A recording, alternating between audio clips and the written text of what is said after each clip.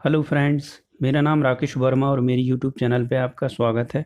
दोस्तों, आज के वीडियो में जानेंगे मध्य प्रदेश जीके में मध्य प्रदेश के प्रमुख लोक नाट्य एवं नृत्यों के बारे में। तो चलिए शुरू करते हैं। सबसे पहले जानते हैं लोक नाट्य कौन कौन से हैं।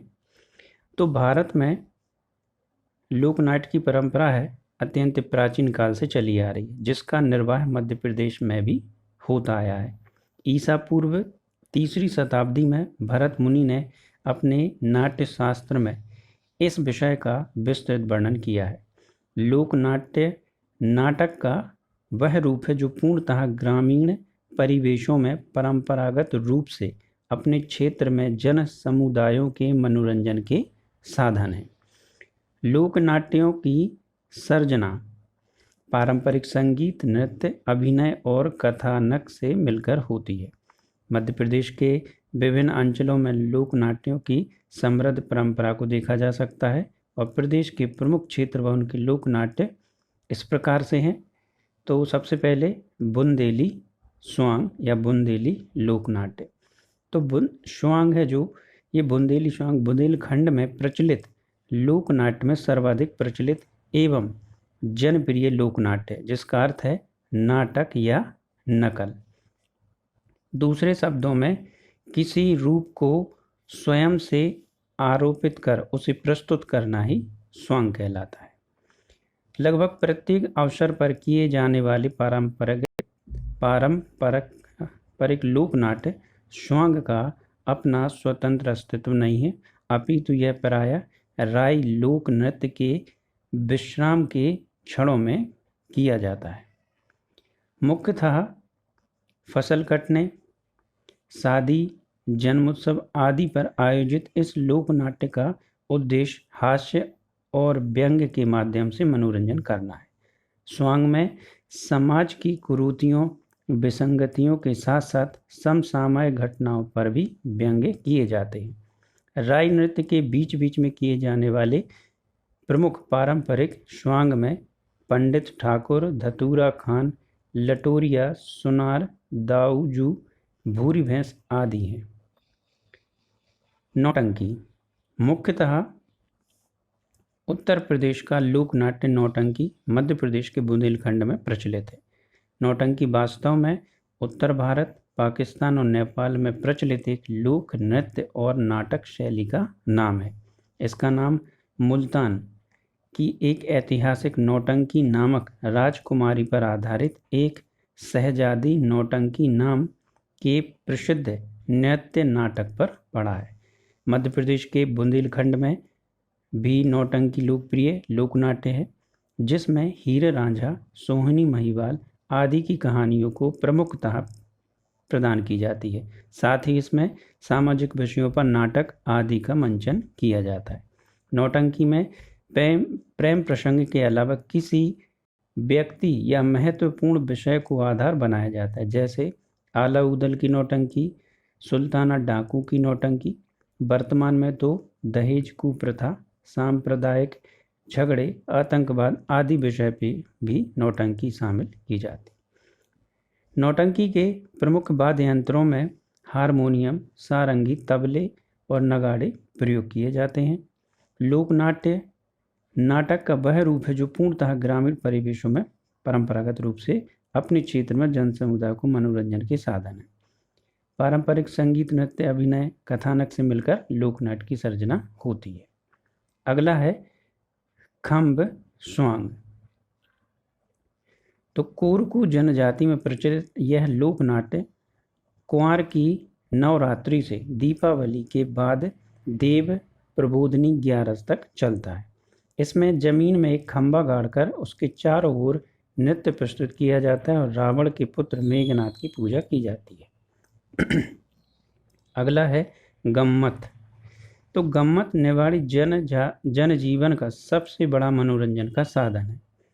बुंदेली में स्वांग, छत्तीसगढ़ी में नाचा, मालवा में माच तथा महाराष्ट्र में तमाशे को जो स्थान है वही स्थान निवाड़ में गम्मत का है। गम्मत व्यंग्य का जीवंत रूप है। समाज की सामाजिक, राजनीतिक और आर्थिक बुराइयों पर चोट गम्मत का एक खास काम है। गम्मत का आयोजन नवरात्रि के अवसर पर गांव में किया जाता है। इसका मंच चारों ओर से खुला रहता है। बीच में एक खंभा गाड़कर उसके चारों ओर कपड़े का चंदोबा तान देते हैं। गणेश और सरस्वती वंदना के बाद नर्तकी का नाच और बाद में प्रमुख गम्मत शुरू होती है। इसमें एक मनोरंजन करने वाला पात्र विदूषक होता है और वाद्य यंत्रों में मृदंग और झांझ प्रमुख रूप से प्रयुक्त किए जाते हैं। अगला है रास लीला। यह मूलतः उत्तर प्रदेश का लोकनाट्य है जो मध्य प्रदेश के भिंड, मुरैना, ग्वालियर क्षेत्र में भाद्र माह में कृष्ण जन्माष्टमी के आसपास इसका आयोजन होता है। इसमें कृष्ण लीला की विभिन्न प्रसंगों जैसे कृष्ण जन्म, माखन चोरी, कंसवध आदि का प्रदर्शन किया जाता है। प्रसंगों में प्रस्तुति परंपरागत होती है। गीत, नृत्य और अभिनय का समन्वय रासलीला में प्रमुख रूप से होता है। रासलीला में विदूषक और अन्य पात्र अपने अभिनय से दर्शकों को बांधे रहते हैं। फिर है रामलीला। तो रामलीला का आयोजन मध्य प्रदेश के सभी ग्रामीण अंचलों में दशहरे के अवसर पर होता है। तुलसीदास कृत रामचरितमानस इसका प्रमुख आधार है। इसमें भगवान राम से संबंधित विभिन्न कथाओं जैसे सीता स्वयंवर, लक्ष्मण परशुराम संवाद, राम वनवास, सीता हरण, राम रावण युद्ध, राम भरत मिलाप आदि को प्रस्तुत किया जाता है। इसमें विदूषक भी होता है जो बीच बीच में अपनी हरकतों के द्वारा लोगों का मनोरंजन कराता है। इसमें वेशभूषा पर विशेष ध्यान नहीं दिया जाता। वाद्य यंत्रों में नगाड़ा, हारमोनियम, झांझ आदि का प्रयोग किया जाता है। अगला है छाहोर। यह बघेलखंड का लोकनाट्य है जो मूलतः कृषक जातियों द्वारा किया जाता है। दीपावली से गोप अष्टमी तक अहीर, तेली और कुम्हार जाति के लोग छाहोर नाट्य गायन का आयोजन करते हैं। इसमें किसी खास प्रकार की तैयारी नहीं होती। 4-6 लोग मिलकर छाहोर नाट्य करने में सक्षम होते हैं। छाहोर का संपूर्ण कार्य व्यापार मौखिक होता है। इसमें मंच की जरूरत नहीं होती। गांव के चौराहे अथवा चौपाल पर यह घर के आंगन में छाहोर नाट्य किया जा सकता है। अगला है माच। तो संपूर्ण नाटक के रूप में मालवा का माच ही मध्य प्रदेश का प्रतिनिधि लोकनाट्य है। माच शब्द संस्कृत के मंच शब्द से बना है। यह मालवा का लोकमान्य लोकनाट्य है। इसका प्रारंभ उज्जैन से 19वीं शताब्दी के प्रारंभ में हुआ माना जाता है। यह इंदौर, धार, रतलाम, मंदसौर जिलों में भी प्रचलित है। मार्च में सर्वप्रथम मंच तैयार किया जाता है एवं इसके लिए लगभग 15 दिन पूर्व एक खंभा गाड़ा जाता है जिसकी पूजा मुखिया द्वारा की जाती है और मंच चारों तरफ से खुला रहता है। पृष्ठभाग में कहीं कहीं एक पर्दा टांग दिया जाता है। मंच के सामने लकड़ी की बल्लियों पर मशालें कसी जाती हैं, लेकिन इसका स्थान गैस बत्तियों और विद्युत सज्जा ने ले लिया है। ढोलक इस नाट्य का प्रमुख वाद्य यंत्र है। अन्य वाद्य यंत्रों में सारंगी व हारमोनियम का भी प्रयोग किया जाता है। मार्च की शुरुआत रात्रि के प्रथम पहर से होती है और प्रारंभ में विस्ती का स्वांग करके कलाकार जल छिड़काव करने का अभिनय करता है। इसके बाद फर्रासिन जो कि सफाई करने वाली होती है आकर जाजम बिछाने का अभिनय करती है। मंच पर उपस्थित शेरमार खां नामक विदूषक रोचक संवाद प्रस्तुत करता है और टेक झेलने वाले नाटक के बीच में कुछ शब्द बोलकर संवाद को प्रभावी बनाए रखते हैं। इसमें स्त्री पात्रों का अभिनय पुरुषों द्वारा किया जाता है। माच लोकनाट्य के प्रमुख कलाकार सिद्धेश्वर सेन हैं, जिन्हें मध्य प्रदेश सरकार द्वारा शिखर सम्मान से भी सम्मानित किया जा चुका है। अगला है भवाई। तो मध्य प्रदेश के झाबुआ के आसपास के क्षेत्र लोकनाट्य का एक रूप है जो भवाई के नाम से जाना जाता है।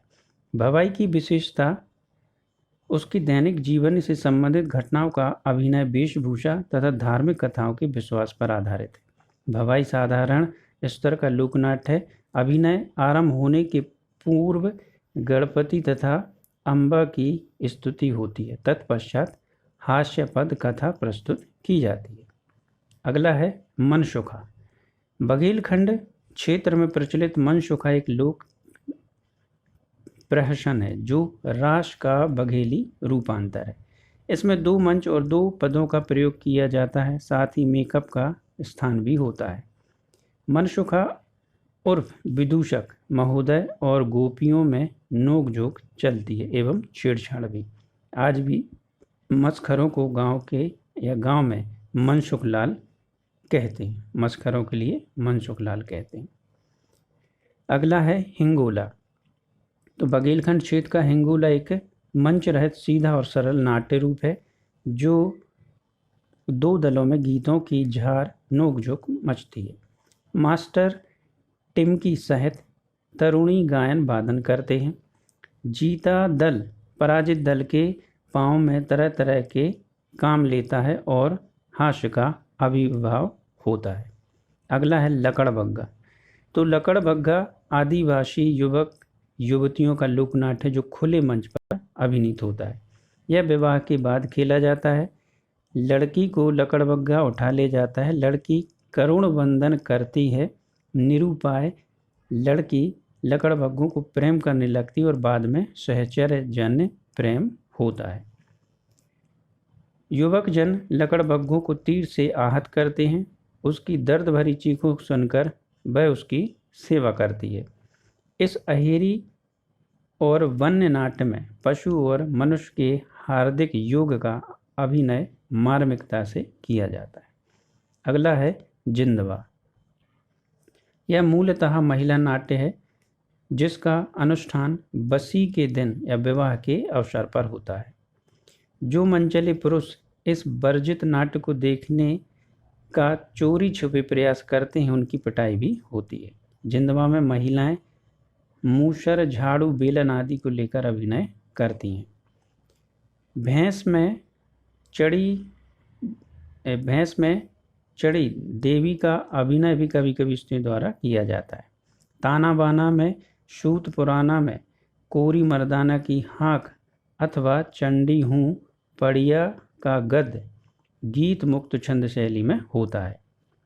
एक महिला ज्योतिष बनकर सबका भविष्य बताती है। जिंदवा में अश्लीलता की कोई सीमा रेखा नहीं होती है।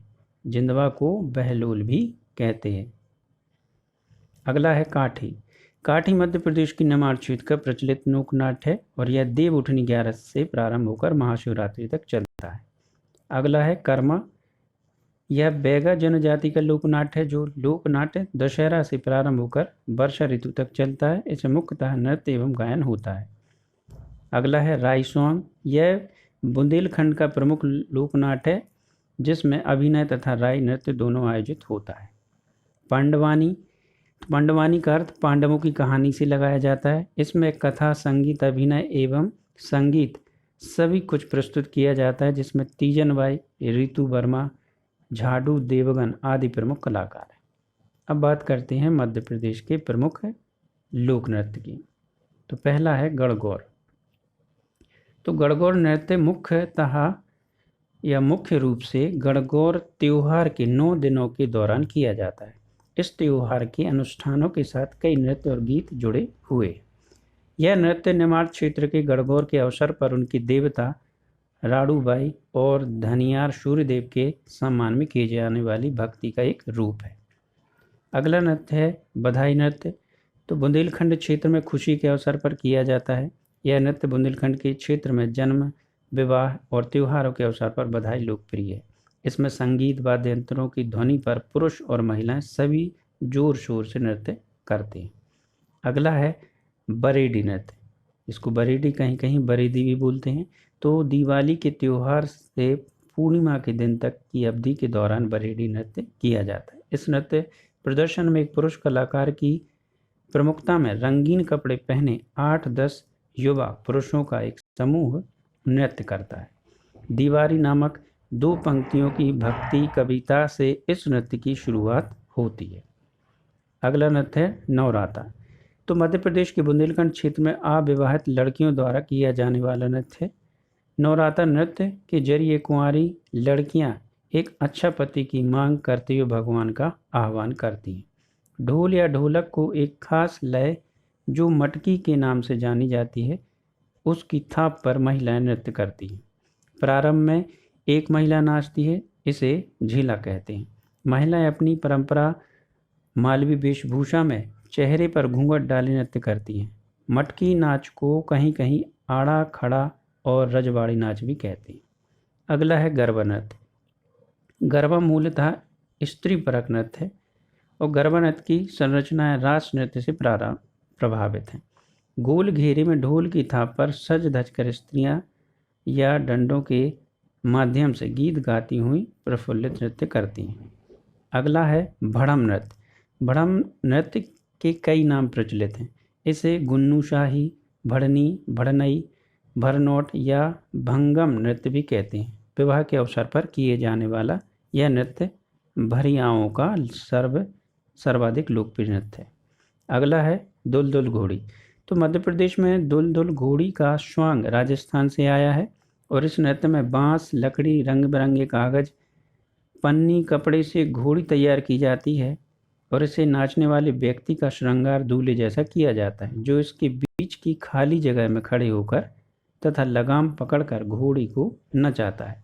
घोड़ी के साथ स्त्री के वेश में एक नर्तक विदूषक होता है, जो मुख्यतः लंगूरिया तथा अन्य गीत गाकर नाचते हैं और हंसाते हैं। अगला नृत्य है दादर नृत्य। तो दादर बघेलखंड का प्रसिद्ध नृत्य है। दादर गीत अधिकांशतः पुरुषों के द्वारा खुशी के अवसर गाए जाते हैं और कहीं कहीं पुरुष नारी भेष में नाचते हैं। दादर के लिए कोल, कोटवार, कहार विशेष रूप से प्रसिद्ध है और ये जातियां दादर लेकर निकलती हैं। दादर के मुख्य वाद्य नगड़िया ढोल, ढोलक, ठप और शहनाई हैं। कभी कभी महिलाएं नाचती हैं और पुरुष वाद्य बजाते गाते हैं। अगला नृत्य है कलसा नृत्य। तो बुंदेलखंड के ग्रामीण अंचलों में बारात की आगवानी में सिर पर कलश रखकर नाचने की परंपरा अहीरों, गुड़ता, गडरियों में समान रूप से प्रचलित है।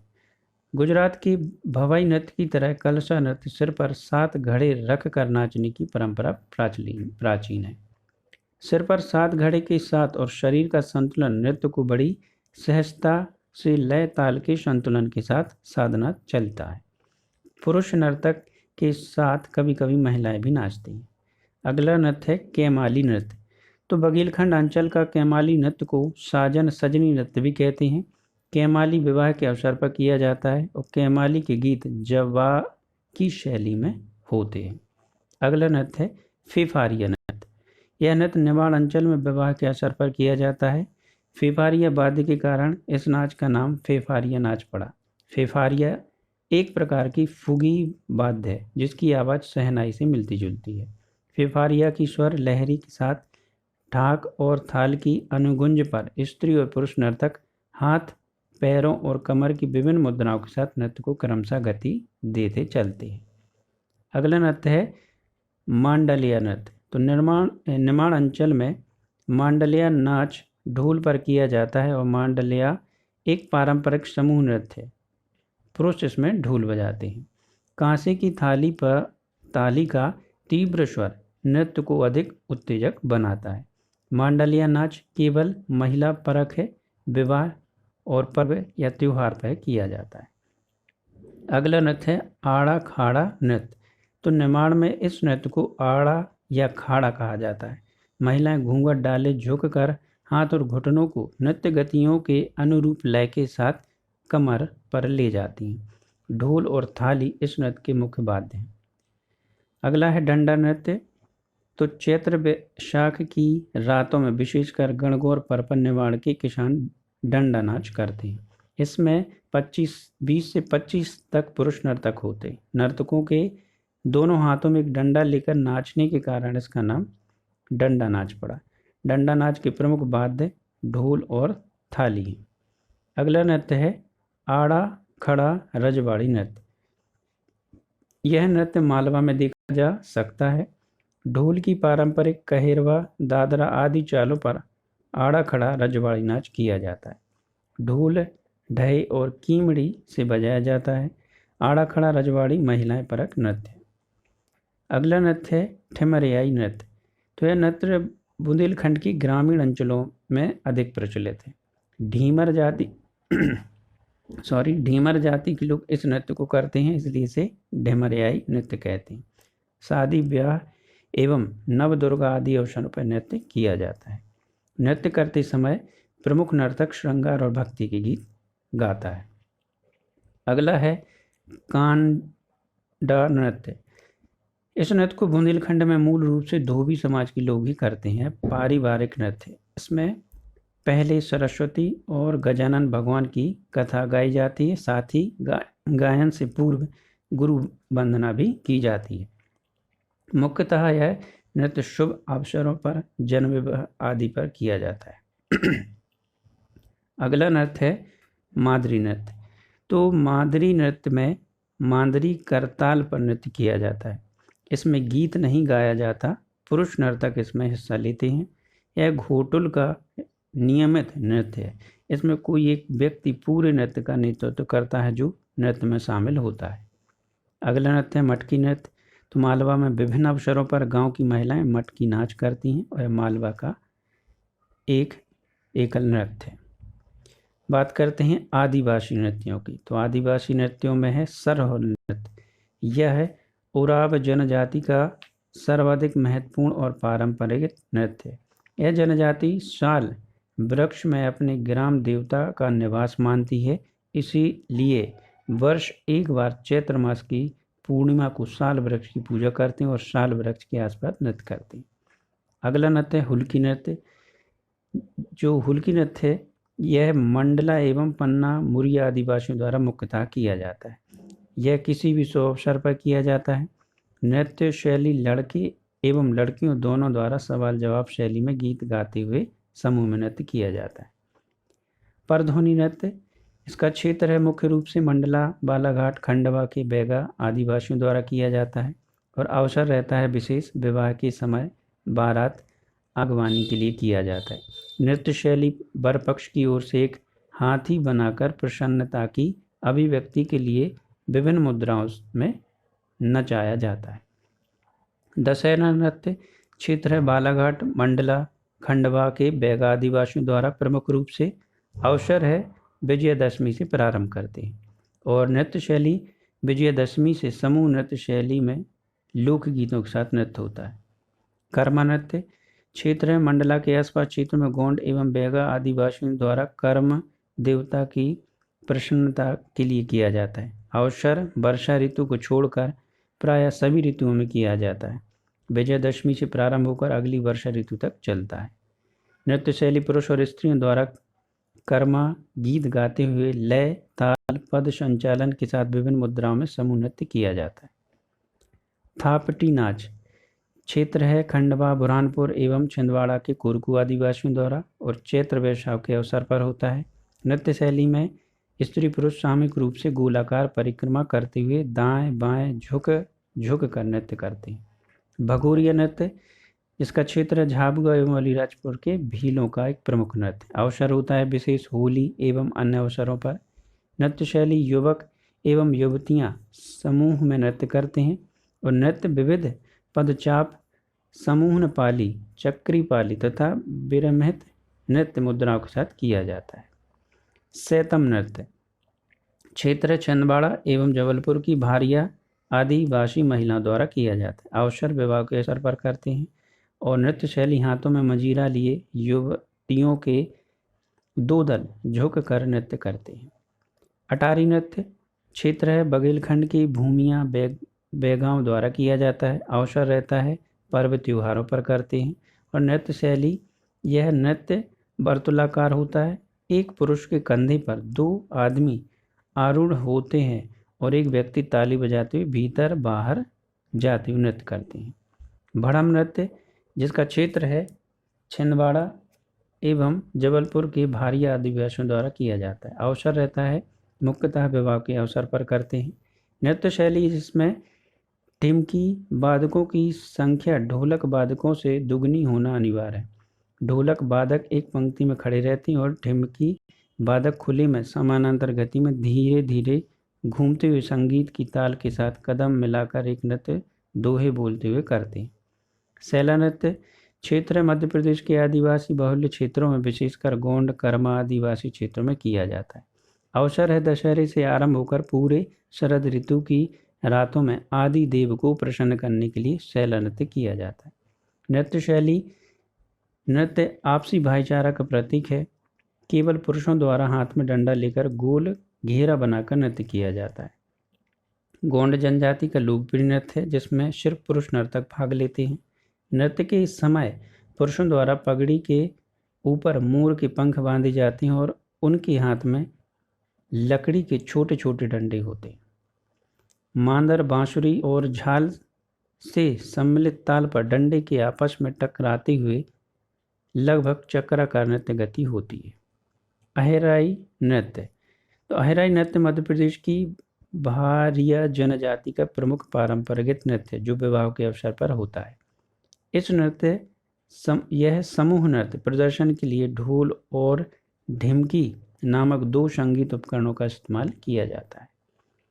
दशहरा और डांडरिया नृत्य।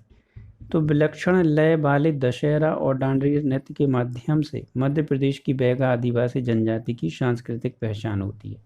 दशहरा त्यौहार के अवसर पर बैगा समुदाय के विवाह योग्य पुरुष एक गांव से दूसरे गांव जाते हैं, जहां दूसरे गांव की युवा लड़कियां अपने गायन और डांडरिया नृत्य के साथ उनका परंपरागत तरीके से स्वागत करती हैं। रीना नृत्य बैगा तथा गोंड स्त्रियों का दीपावली के बाद किया जाने वाला नृत्य है।